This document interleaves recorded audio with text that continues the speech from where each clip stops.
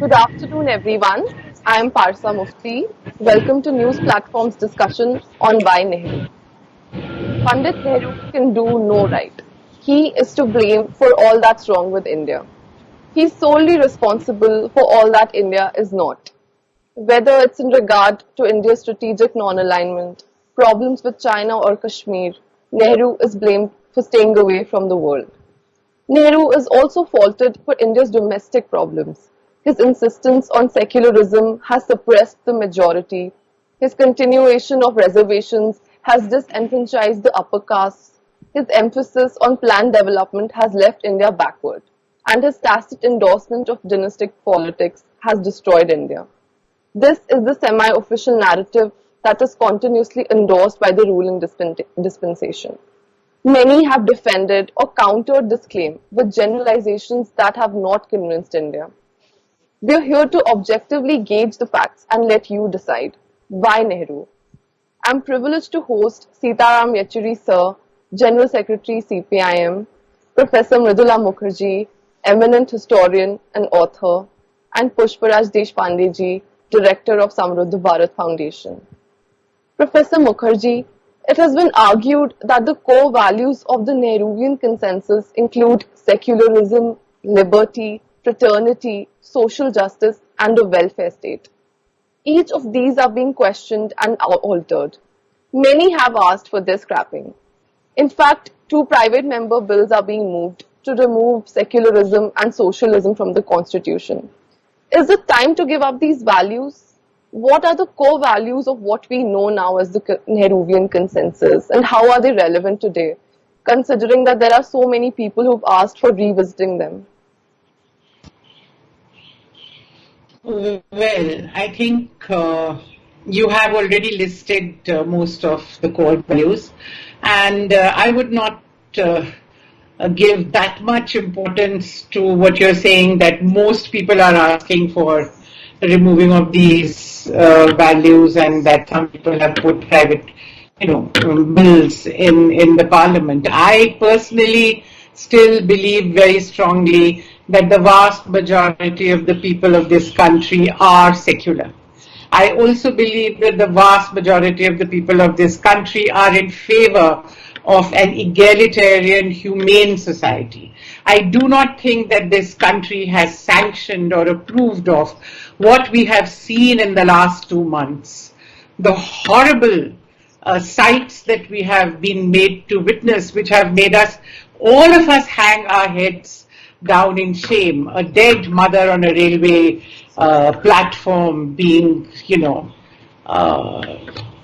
awaited by her little baby. I mean, the stories of a young girl taking her father back on a bicycle all the ways from Delhi to Bihar, and it's stories of bodies piling up in hospitals. I mean, the whole thing is so bizarre that to anybody thinks that the present system as it is defensible, and that what Nehru did has to be done away with. I think they need to really get their heads examined. If anything, I think today it is those core values which were embodied in the Constitution, which were formulated during the long years of the freedom struggle through a long process of debate, discussion, and actual experimentation and practice at the level of the people.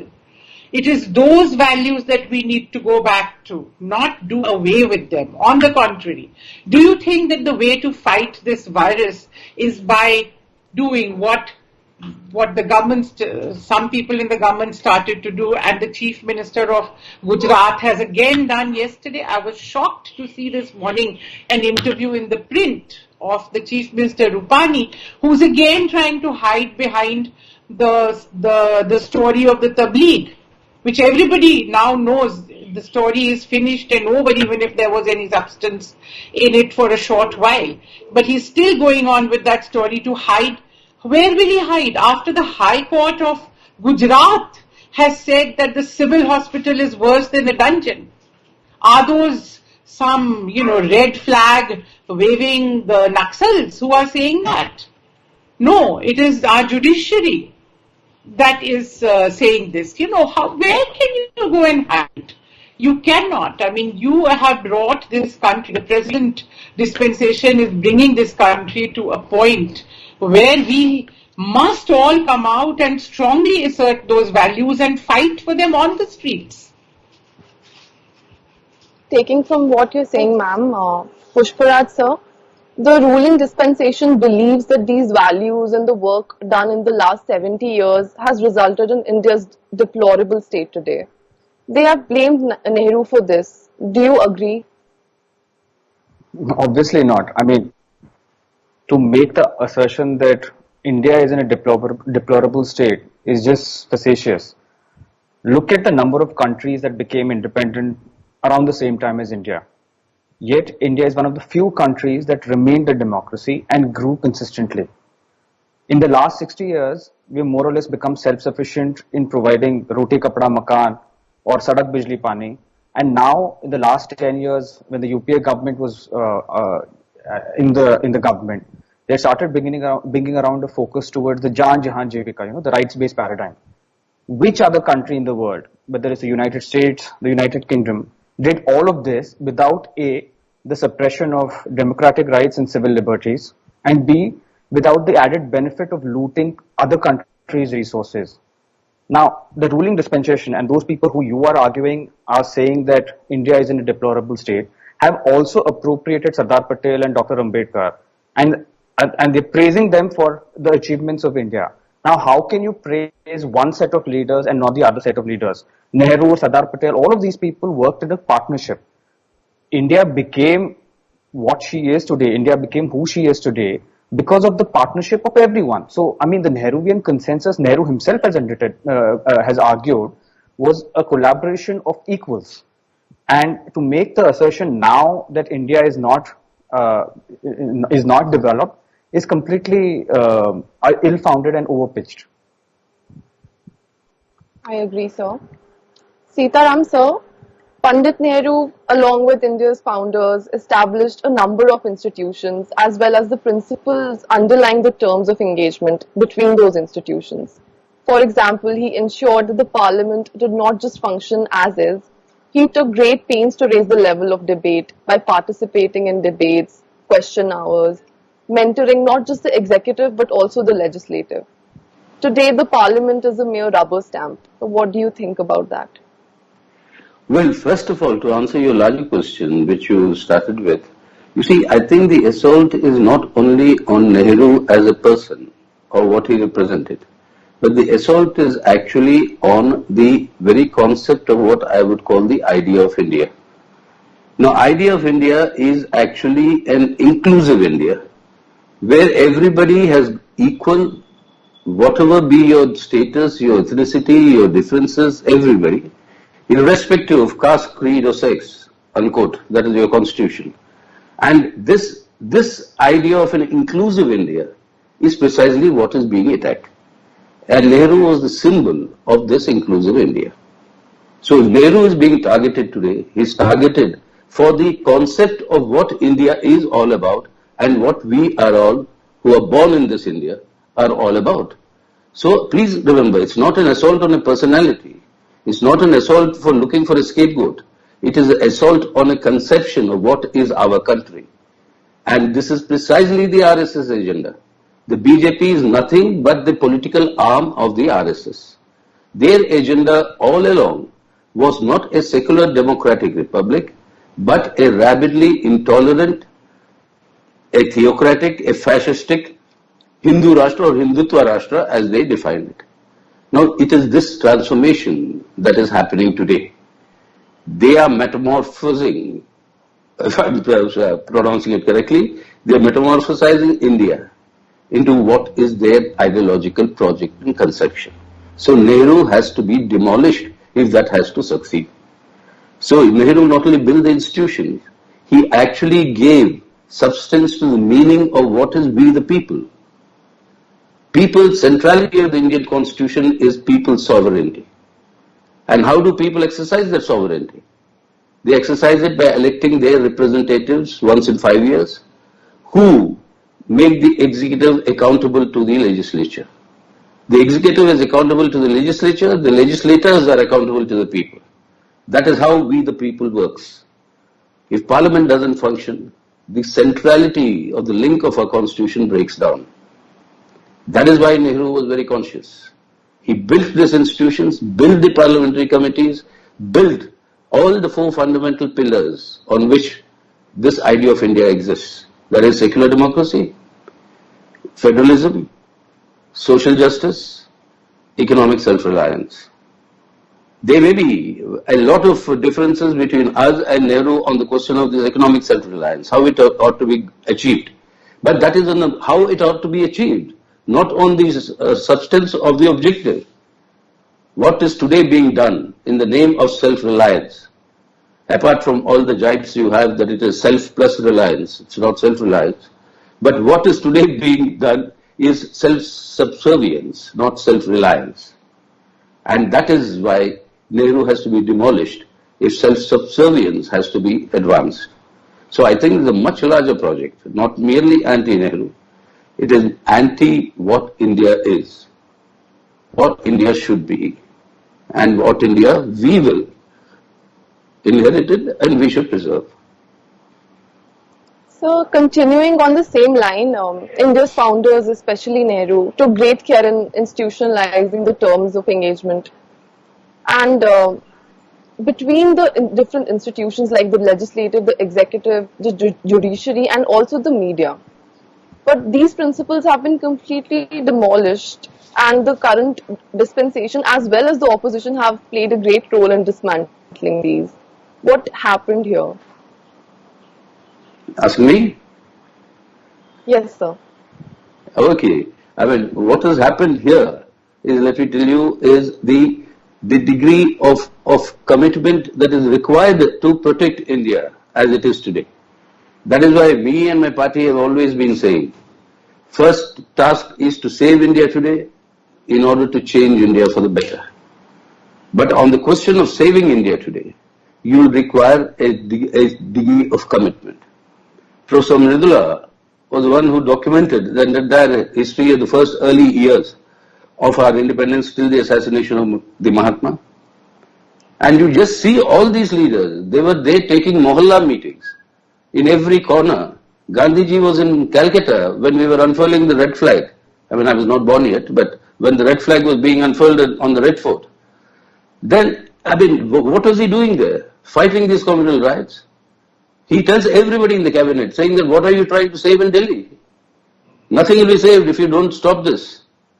So move out of there, come to Bihar, come to Bengal, go to UP, and every single cabinet minister led by Nehru, Patel, Maulana, I mean, they all were all over the streets mobilizing people against this communal virus. It took the death of the Mahatma, I think, unfortunately, to actually stop that frenzy then. But I mean, it is what we are seeing today is that realization that has to come from these political parties. Unfortunately, politics has been deprived and depraved so much that it is no longer on principles and on issues that politicians today survive. If politics, unfortunately, has become a career-making institution, if that is the case, then, as Ambedkar himself said, this constitution, I think it was actually, I don't know, Mridula could correct me, whether it was Rajendra Prasad or Ambedkar. The constitution may be very good, but it depends on the people who will implement this, carry this out. That is where the lacuna comes. That is where our appeal. We've had many differences as the left will continue to have. We have our class battles. But the fundamental premise is that if this secular democratic India and our constitutional order doesn't remain, no progressive change towards socialism is also possible. And that is why today we think this is a fundamental task. Save India today, and we will continue our struggle to change India for the better. But it is this saving India today that is being assaulted. So the institutions you're talking about, look at all the institutions that Nehru built. Look at the public sector, the temples of modern India. They are being virtually looted today. Look at the institutions of higher education.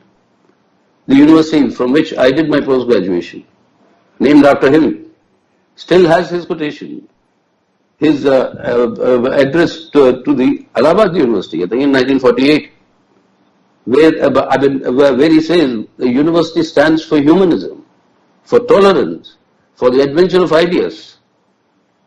Mridula would know, she is a professor emeritus from the same university. And if all is well with our universities, then all is well with our nation. What are we doing with higher education?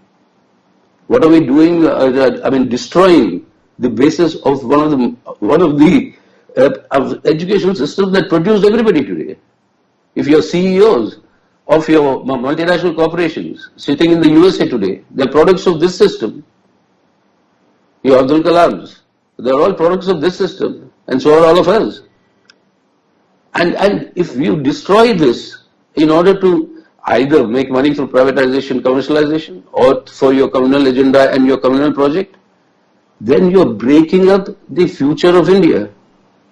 So every single institution that was built up for sustaining the building up of what I would again go back to the idea of India, that is being assaulted today, and that is required. If they have to achieve their objective of a rabidly intolerant, theocratic, fascistic order, then this has to be destroyed. So the target is that is much larger. Today it may be Nehru, tomorrow it will be XYZ.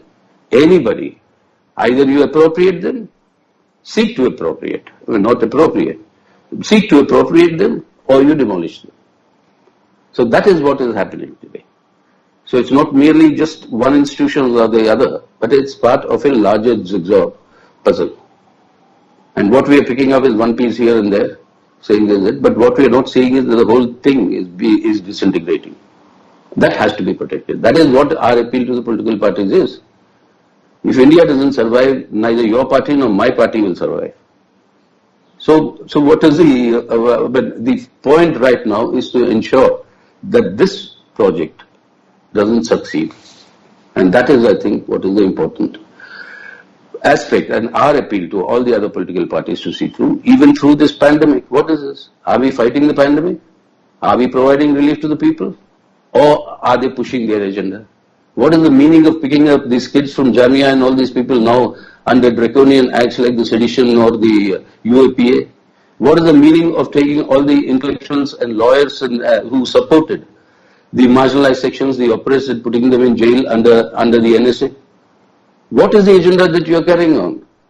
Your agenda today is either, like Professor Mridula said, on the Tablighi thing, falling back on that in order to sharpen the communal polarization, conducting social media fake news campaigns, saying this is the Corona Jihad, and in Islamophobia, that is again polarizing society, when the fight against the pandemic can only succeed if we are all united. It's a united battle of the Indian people. But that you divide them, you pursue your agenda, attack civil liberties, democratic rights, jail people, put them in, and then you completely adopt an economic policy in the name of stimulus package, which is a total sellout of India's national assets. So what is the agenda you're doing? Even in this crisis situation, a health emergency, you are relentlessly pursuing your agenda and not concentrating on either fighting the pandemic or providing relief for the people. I don't know, Professor Mridula can tell with greater authority whether such a huge migration of people, the long marches they're seeing, whether they were seen at the time of partition for such a long period of 2 months. Such a huge, large number. I mean, this is a sea of humanity on the Indian roads. Yeah. And with all the tragedies that you have.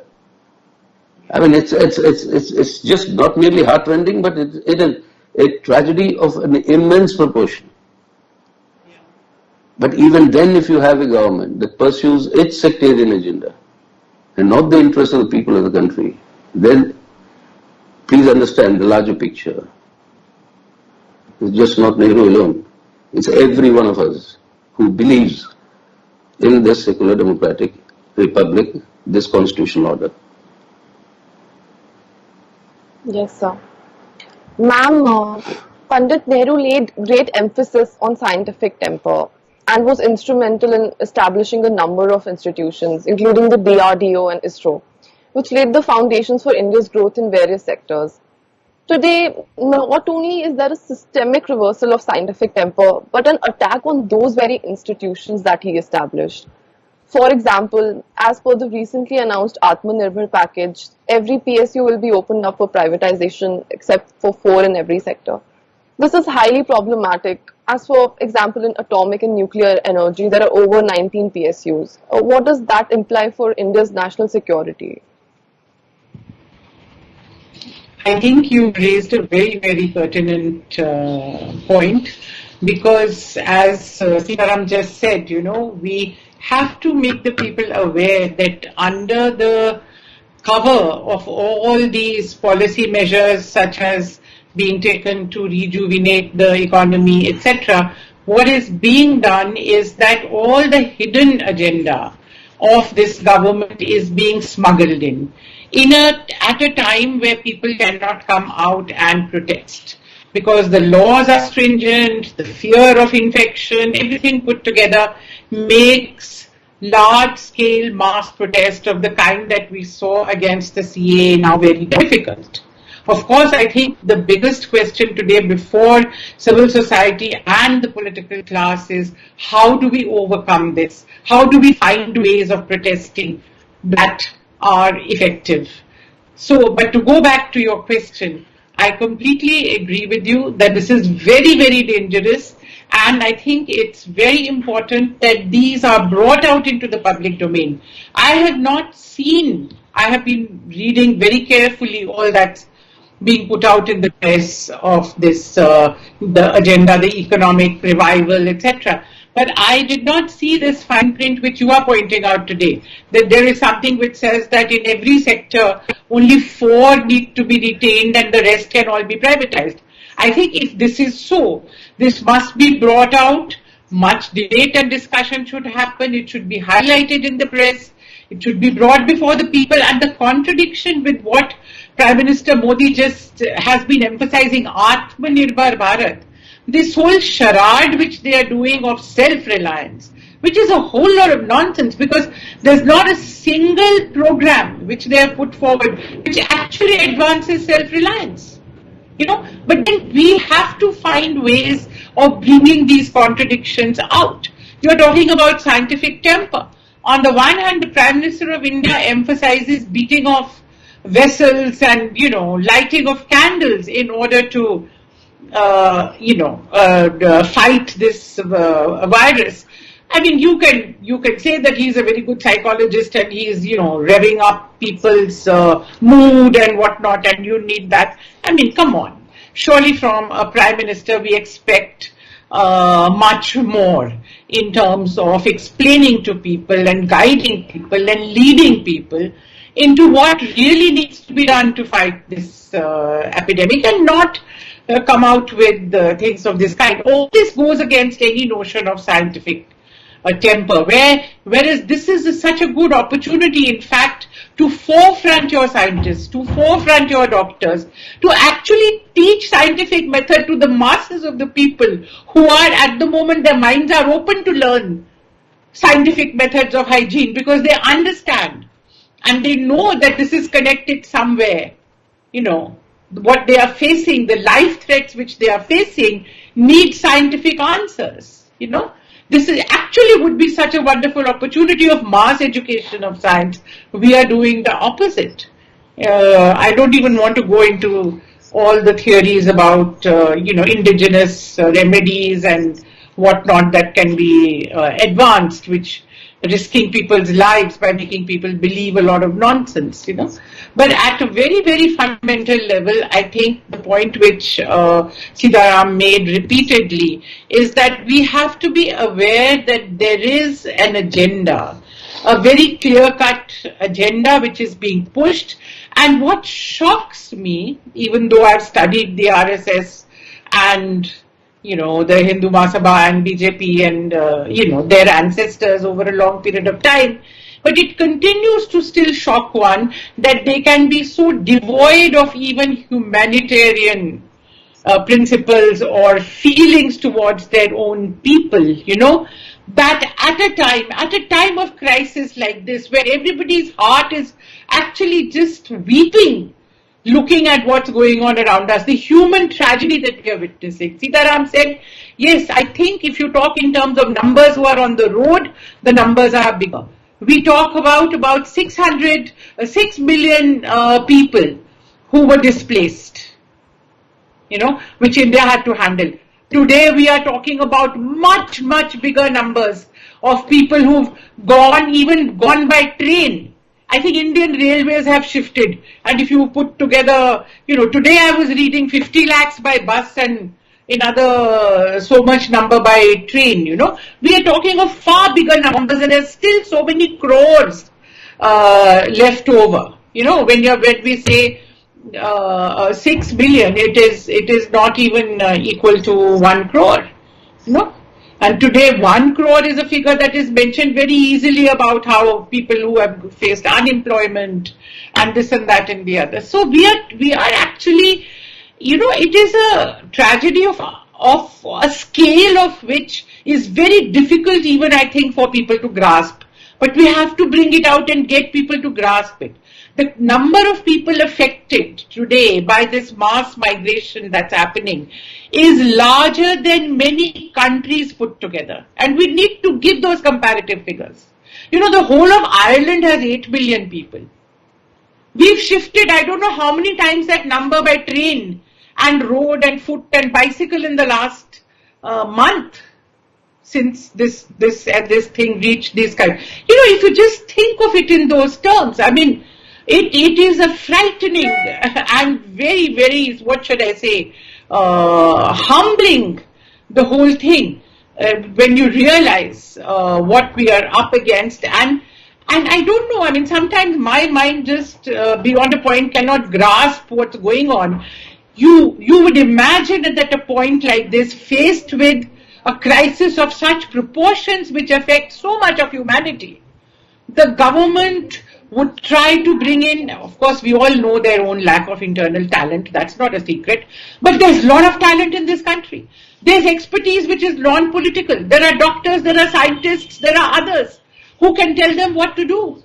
Even the bureaucracy is still a functional bureaucracy, but not a bureaucracy who's told what to do and who's told to find scapegoats for what they can't do. But though I think this is the time where you should actually have, if not formally a national government, but you should be taking advice and giving a role to all political parties.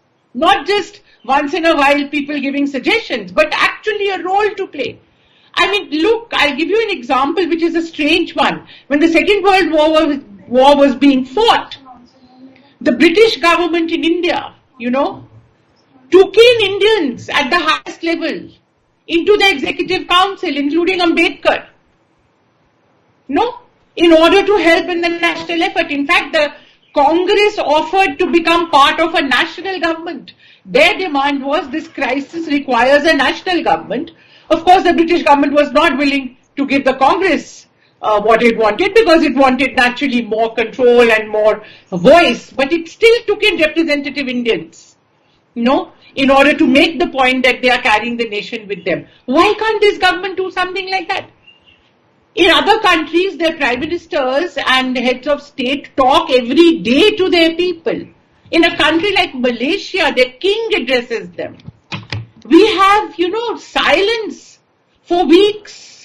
A countdown, a lockdown is going to end presumably in 2 or 3 days' time. We don't know. There are no consultations with chief ministers even this time. Only Home Minister has picked up the phone and talked to people. Not even the kind of meeting we had between the Prime Minister and Chief Ministers earlier. What's going on? How can we handle this crisis? So obviously it's going from bad to worse. And all you can do is put people who say the emperor has no clothes, you put them in jail. That's all you can do. That won't take us anywhere. Pushparaj sir, in talking about Nehru, we must recognize that he in some way paved the way for his successors, primarily Prime Minister Indira Gandhi. and the much lauded Congress system which Rajni Kothari talked about. But it was methodically dismantled by his successors. Does that raise questions about his democratic credentials? Do you think, in a way, Nehru is responsible for the current state of the Congress party? Gosh, that's like a tricky one. Uh, uh, well, okay. Taking from what Sitaram sir was saying, and Professor Mukherjee has argued in many places, the Congress party is not just a party. At least the way it was envisaged, it was a movement. It encompassed different ideologies, religions, genders, castes, regions. It was a reflection, a mirror of India, you know. So I don't feel that Nehru strictly adhered to this conception of the Congress party, and I don't think he was pro dynastic politics, because I think in his last interview, uh, it was on the 17th of May 1964, a few days before his death, when he argued that it is highly unlikely that Indira Gandhi would be his heir. And the larger question that you are asking is, of course, not about dynastic politics. The larger question that you're asking is, why is the Congress party and or other secular parties, why are they not being able to tackle the regressive politics that we are facing? That's, of course, applicable not just to the opposition parties, but also to the people's movement, civil society, and citizen groups. Now, there, I think the cause of this weakness is threefold. Firstly, there's ideological and organizational weakness in all of them. They've got used to a certain style of functioning, which happens with when democracies mature.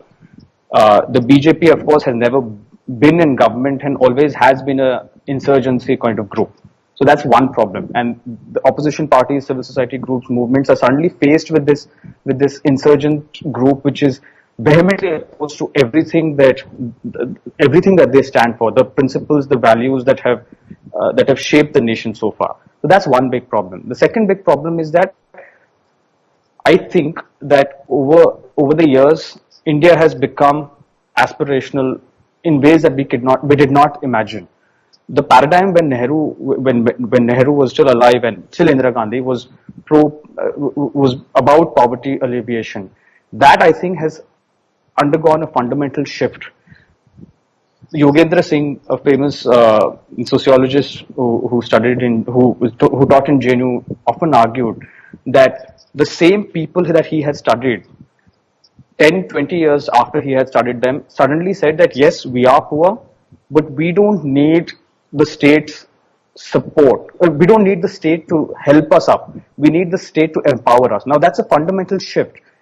The opposition and the civil society groups and movements have, I don't think, adopted to this change. There is a lack of a positive, hopeful vision that appeals to this aspirational India. That's the second big problem. And the third big problem is that there has been a collapse of the patronage network that the Congress system that you talked about, that Rajni Kothari has spoken about, that patronage network has more or less collapsed. Now, you can argue that the Aam Aadmi Party and the Swaraj Party could perhaps take on the BJP, but that's not going to happen for the next 2 decades at least.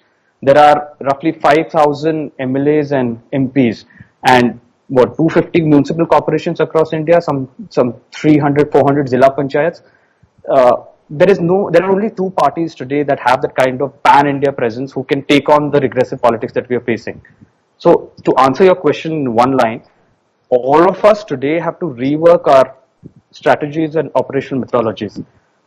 We will need to, as Sitaram sir was talking about, and he's been talking about this in multiple fora, is that we will have to forge a new coalition, recreate something like the freedom movement to safeguard the values that we hold dear and be further the constitutional promise of India. Sitaram sir, the BJP and other detractors of Nehru have pointed out on a number of occasions that Nehru failed with regard to Kashmir and China. Is that a fair assessment? I don't think so. Yes, there are some many things that Nehru did, both for Kashmir as far as China is concerned, which I've been critical about, I continue to be critical about. But to say that all these problems are there because of Nehru would be a gross injustice to him. And the whole point is to try and understand that Jammu and Kashmir was a kingdom for more than a century before we became independent. Integrating that into India meant a special way, a treatment that had to be done. Today you go there, the palace which has now been turned into a hotel, you'll find a tree which still has a plaque saying it is under this tree that Mahatma Gandhi met Raja Hari Singh to talk to him, to say come and join India. It is only when under the Sheikh, the Muslim population, they resisted the invading Pakistani invaders, and then they declared that we'd rather be with a secular democratic India than a theocratic Pakistan, that Maharaja Hari Singh was forced to sign the accession.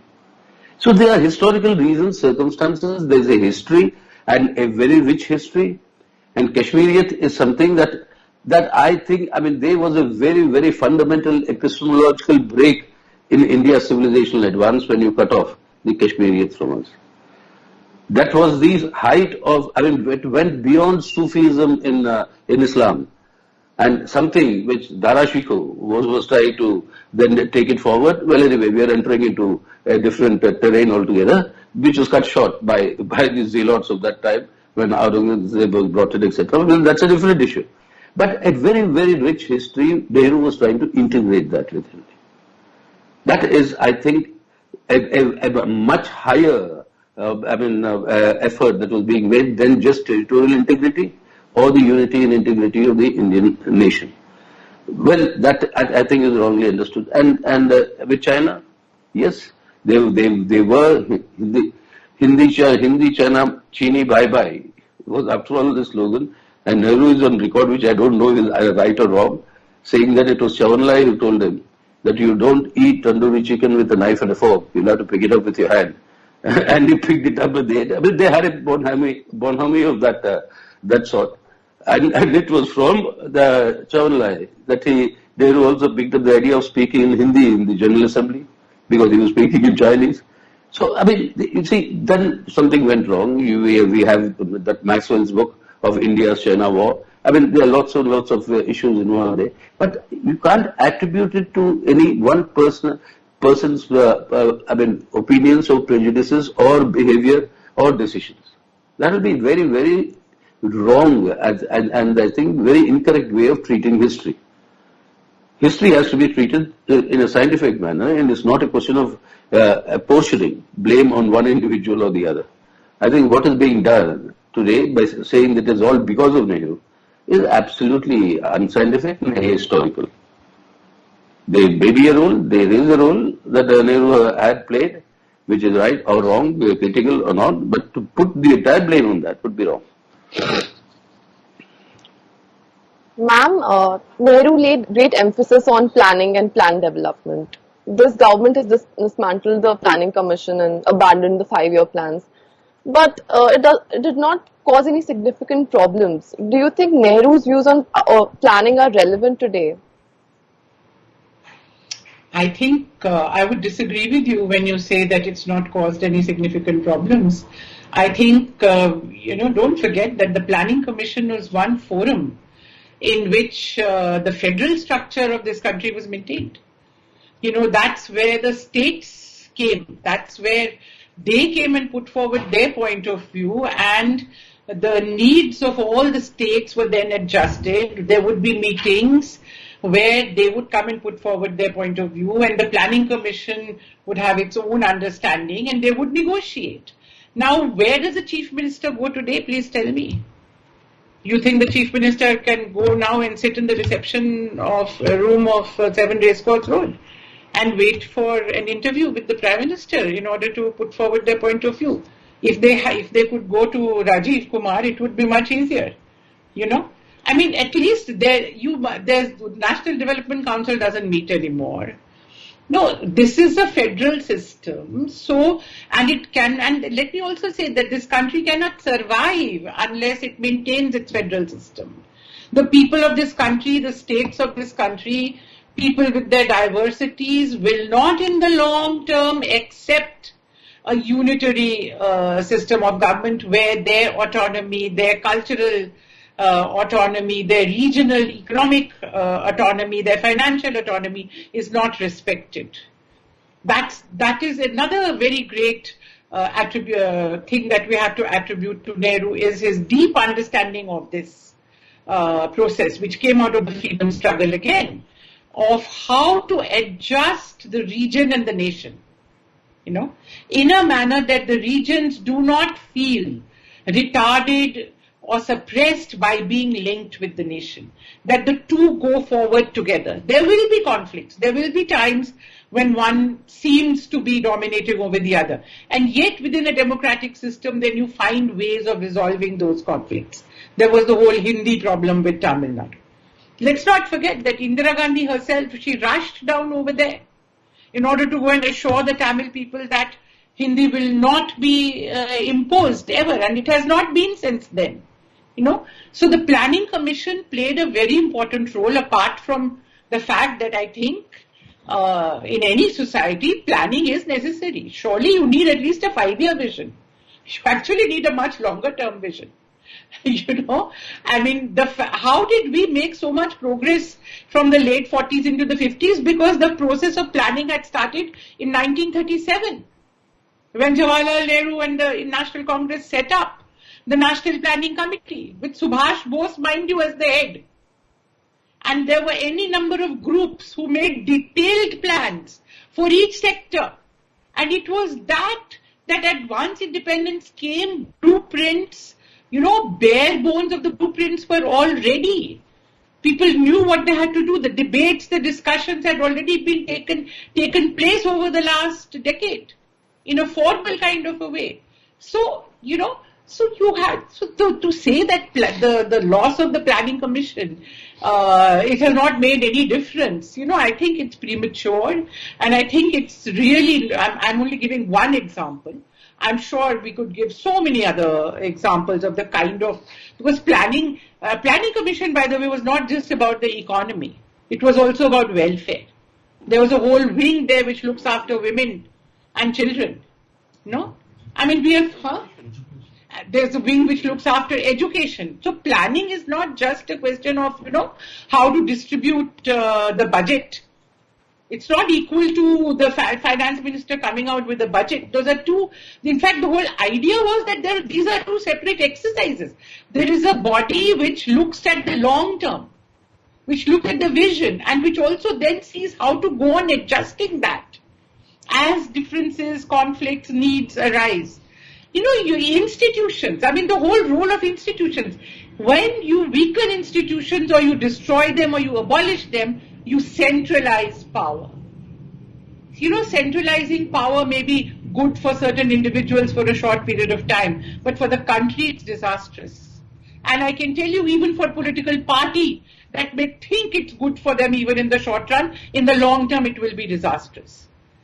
And certainly a country of India's size and complexity, its history, its economy, its caste system, its disparity, its economic disparity. To imagine that any one person, no matter how brilliant he could be, a Nehru or a Gandhi or whoever, or you could even go higher if you like, can possibly have all the solutions to all the problems. It's crazy. It can't happen.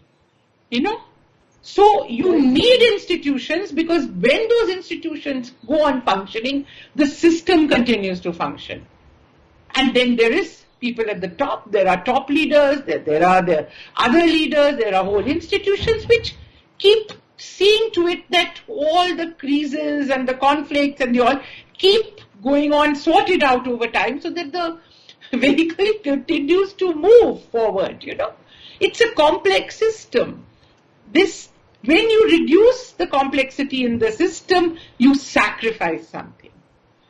Do you think that today, if we had a planning commission that works with some authority, that it would not have made a difference? Voices from within the government also need to speak up, And they do. Yes, that's where institutional strength comes. When yesterday the judiciary has spoken, has it not added power to all of us? Has it not? The fact that whatever be the the route through which it has come. We have all criticized it, but the very fact that the institution of the judiciary has yesterday, the Supreme Court has come out with the kind of pronouncement on the issue of migrant labor. It's very important. It's very important. It's a big gain forward. When the high courts are coming out with their judgments, however belated, it's very important. So saving institutions is extremely important. When universities, as Sitaram was saying, continue to function as Nehru said, then all is well with the world. What it means is when dissent keeps on happening, when thought keeps on occurring, when debate and the next generation is trained, and that keeps on happening in the society, then the society is good. It's on the right rails. A government may come and go. You may get good leaders or bad leaders. Nobody can predict.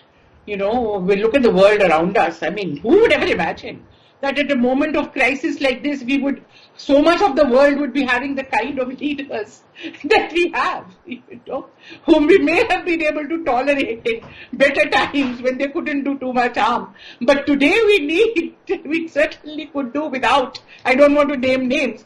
All of us know what we are talking about, It's also a very sad fate of humanity that we are faced with the situation where we have such brilliance to take us through this crisis, Sometimes one wonders what kind of a God there is for those who believe in a God, that he would have put us in this kind of a civilizational crisis and then given us such helmsmen to take the chariot through. The whole thing becomes also very bizarre at times. Yes, ma'am. Before we conclude, Pushparaj sir, can we have brief remarks about the relevance of Panchsheel today, and what do you think of Panchsheel today with respect to India's current international relations with its neighbors especially? Well, briefly, let's contextualize what's happening in the world today because of Corona. America first, Britain first, China even had this bide your time and grow your strength. What's common all of them? They're all marked by protectionist policies, state control over strategic and key sectors, and planned development. I mean, Nehru did what he did. I mean, the entire concept of non-alignment and Panchsheel was so that in his Independence Day speech in 1949, I think, he said that we shall not join any power bloc, and we shall endeavor to cooperate and be friendly with every nation. I mean, that is, after a century of exploitation, India and Nehru took a very smart decision. Bide our time, grow our strength, and then open up.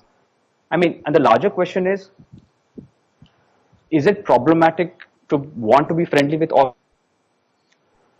I mean, or do you think that saber rattling with anyone is going to get us anywhere?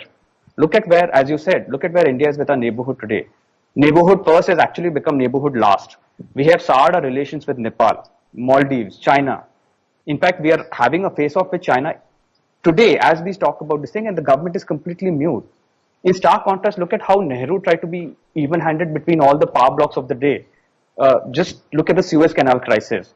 Can you imagine the current dispensation with its antithesis for non-alignment ever taking a moral stand on any geopolitical issues? Just look at the Rohingya crisis, for instance. Frankly, I feel that COVID has today dramatically altered the global terms of the global order. Today, every country is non-aligned. In this day and age, I think Nehru's relevance, his ideas about foreign policy, about geopolitics are especially relevant today. And this government does not have the bandwidth or the mental capacity to deal with what is going to come now. And it's going to, frankly speaking, require a new set of leaders. Even 56 years after his death, Pandit Jawaharlal Nehru is seen as a contentious figure in Indian politics, maybe even more so now than in his own time. The BJP's obsession with Pandit Nehru is more focused on rallying him as a historical figure representing all that is wrong with India. And in the past few years, the BJP has kept the Nehru story alive to present its own alternative idea of India. He has been blamed consistently for strategic failures as well as domestic problems, and caricatured as someone who chose to borrow Western ideas and ignored India's history. At this political juncture, it is imperative to analyze the Nehruvian concession and legacy and ask ourselves not just why Nehru, but why not Nehru. Thank you everyone for joining us today.